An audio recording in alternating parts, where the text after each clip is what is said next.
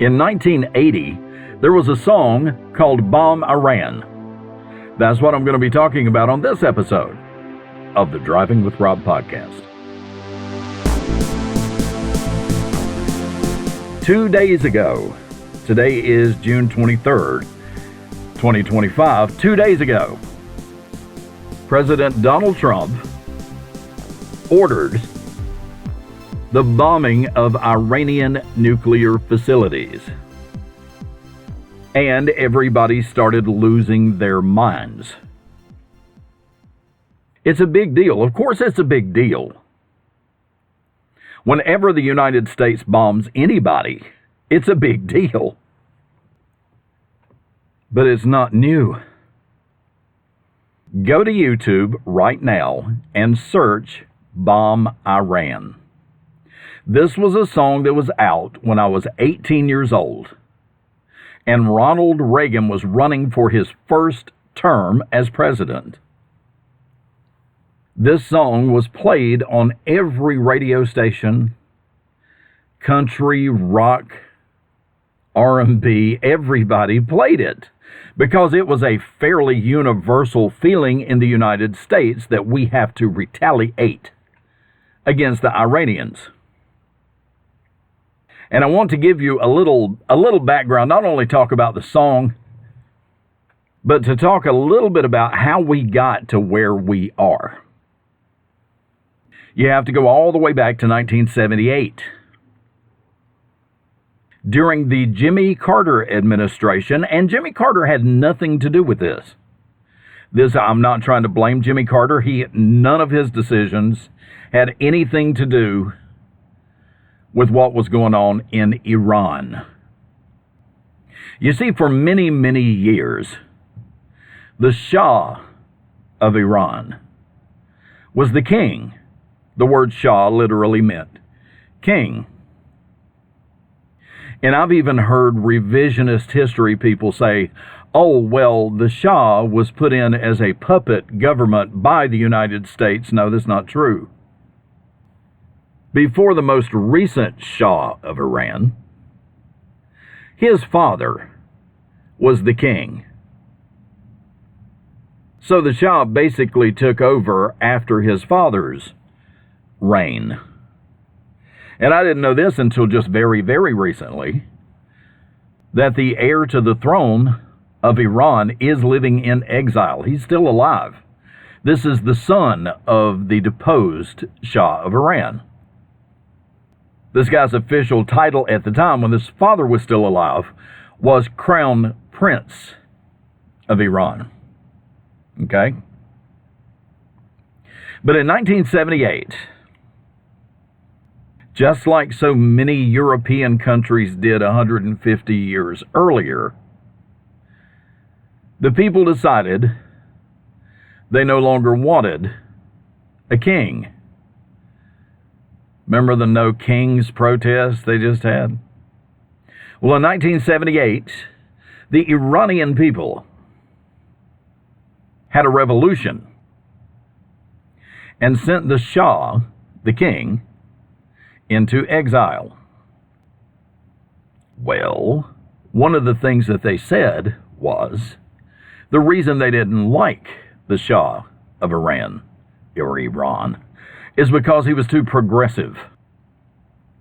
He was too friendly with Western Europe, too friendly with America, and they didn't like that. And it's not all the people in Iran, just the absolute most fanatical religious fundamentalists in Iran. The ones who have been standing on street corners for years earlier, shouting death to America, death to Israel. Actually shouting death to Israel first. But death to America because we were friends with Israel and we supported Israel. And there were Americans in Iran at the time, and they took them as hostages. Well, Jimmy Carter tried to mount a rescue effort, and it didn't work. And historians have speculated ever since if Jimmy Carter had successfully gotten the hostages out of Iran, would Jimmy Carter have been reelected to a second term? It's possible. But the failed attempt to rescue the hostages was pretty much the nail in the coffin for Jimmy Carter. The economy was crap. The price of gasoline had doubled overnight, sent us into a mini recession. And then a failed attempt to rescue American hostages from these fanatical Iranian leaders who had just recently taken over the government. Well, now, as an 18-year-old male in 1980, when the song Bomb Iran came out, Ronald Reagan ran on the campaign promise that the hostages will be released. So when Reagan ran for his first term, I voted against him. I didn't vote for Jimmy Carter. But there was a third-party candidate. I think his name was John Anderson, maybe. I voted for him because all I could see was my little young 18-year-old butt laying in the sand holding an M16, fighting somebody that I didn't have a grudge against. But there was very, very, very strong anti-Iranian sentiment, to the point that one of the most popular songs of 1980 was called Bomb Iran, which basically took the Beach Boys song Barbara Ann and they wrote new lyrics to it. And you have to be probably 60 years old to even remember this song. But the song was Bomb, Bomb, Bomb, Bomb, Bomb Iran. Remember that song? There was very, very, very strong anti-Iranian sentiment 45 years ago. And when Ronald Reagan was elected President of the United States in 1980, the Iranian government at the time believed what he said, and the hostages were released literally on Inauguration Day. Here are the hostages, please don't kill us. They weren't terribly afraid of Jimmy Carter, but they believed that Ronald Reagan was going to do what he said he was going to do. So for the last 45 years, we have kind of kept one eye on Iran because what they had vowed to do was kill as many Israelis as they could and to kill as many Americans as they could. You know, it's kind of like that movie Independence Day. Did you ever see Independence Day, where the aliens came down from space? And when the president on the movie was able to talk to the aliens, and he said, "What do you want us to do?" And the aliens said, "Die." Remember that scene? That was basically the way the Iranians were treating Israel and America. They don't want anything from us. They just wanted us dead. Because if we're not part of them, we are the enemy. We are the infidels. We are the anti-Allah blue-eyed devils. And they wanted us killed. Well, in historical time, let's fast forward a few years. The bunker buster bombs that we used to destroy the Iranian nuclear bomb-making facilities were actually developed while George W. Bush was president. Because some of you who are not quite as old as me, who remember the first Gulf War, one of the only problems we had, is that they built their stuff underground. All you could see from the satellite was trucks going in and out. through a gate and disappearing into a mountain. So all of their troops, ammunition, secret covert things that they were doing, it was all happening underground. Well, we had to develop a bomb that could still get them, no matter how deep they went. So they came up with this thing they called the bunker buster bomb.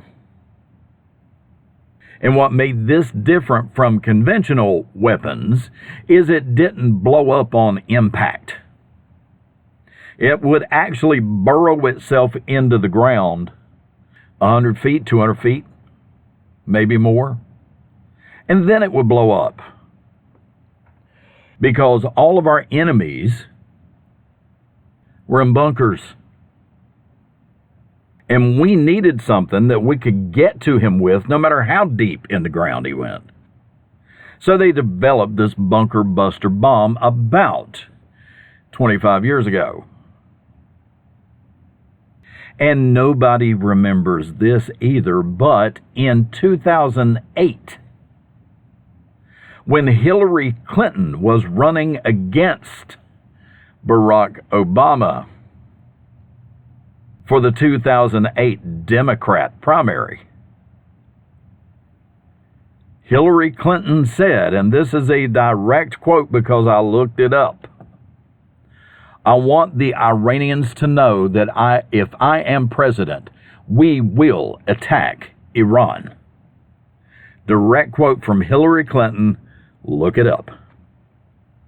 Hillary Clinton said if she was president, she would attack Iran.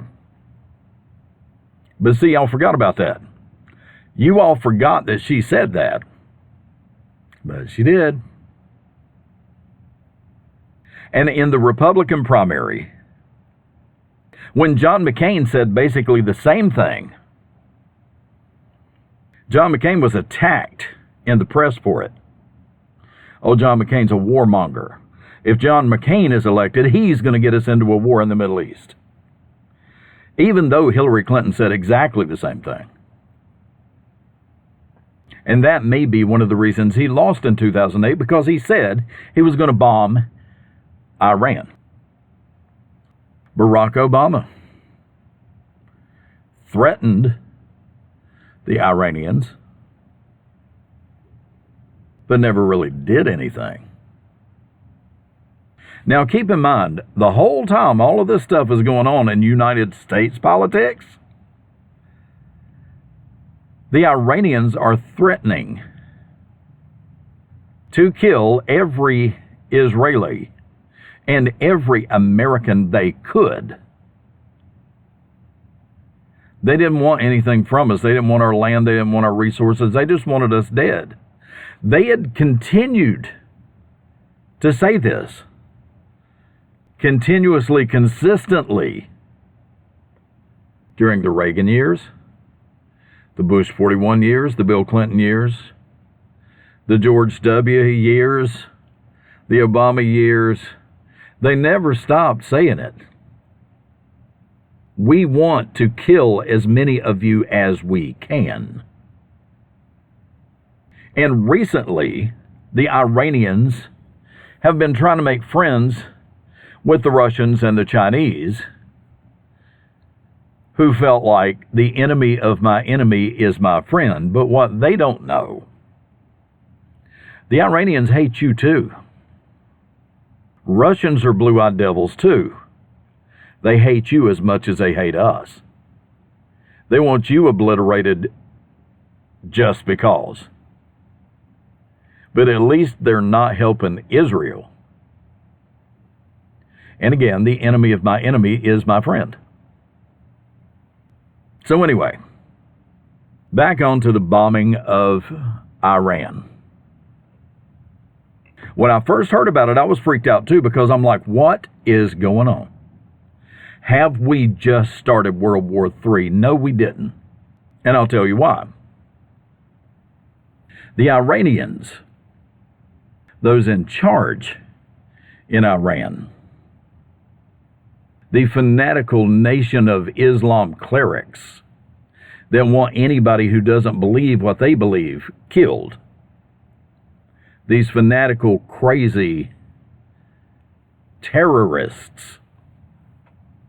These guys are kind of like chihuahuas. They make a lot of noise and they show a lot of teeth. But just like a chihuahua, if you get tired of the racket, and if you get tired of them trying to bite you, really all you have to do is stomp them. One good kick and he's dead. But fortunately for Chihuahuas and this fanatical Nation of Islam government, good people, decent people, don't want to take it that far. We don't want to kill you. We just want you to stop being stupid. But if you push us too far and you can't learn, one good stomp and you cease to exist. And if you look in recent years, the Houthis in Yemen are terrorist proxies of the Nation of Islam. There would be no Houthi attacks if the Iranians weren't supplying them. Hamas would not be able to attack Israel if it wasn't for help from Iran. Hezbollah in Lebanon wouldn't be able to attack Israel if it wasn't for the help that it got from Iran. And all these little splinter terrorist groups that the Iranians are sporting because they hate Israel and they hate us. The Iranians keep coming, keep coming, keep coming. We've been threatening you for 45 years. But now we have a president whose main concern is not re-election. Remember when he moved the embassy in Israel to Jerusalem? 4 presidents before him vowed to do it, and they never did. Trump just went ahead and did it because it was the right thing to do. But let me wrap up with this. I was freaked out on Saturday, too. But after I had a couple of days to digest it, what I realized was, if the Iranians were able to develop a nuclear bomb, they would use it. They would drop nukes on Israel because the only good Jew is a dead Jew, as far as they're concerned. They would start dropping nuclear bombs on America because the only good American is a dead American. They don't want nukes to protect themselves from invaders. They want to use nukes as an offensive weapon, a first strike weapon. So yeah, after 2 days of thinking about it, I've decided it was the right thing to do. I'm on board with it. I appreciate you listening. I appreciate you downloading. If you like the podcast, share it. Share it on Facebook, share it on Instagram, share it on Twitter, wherever it is you share things. Because if you like it, chances are your friends are going to like it too. All right? Thanks again for listening. I'll talk to you next time. Bye now.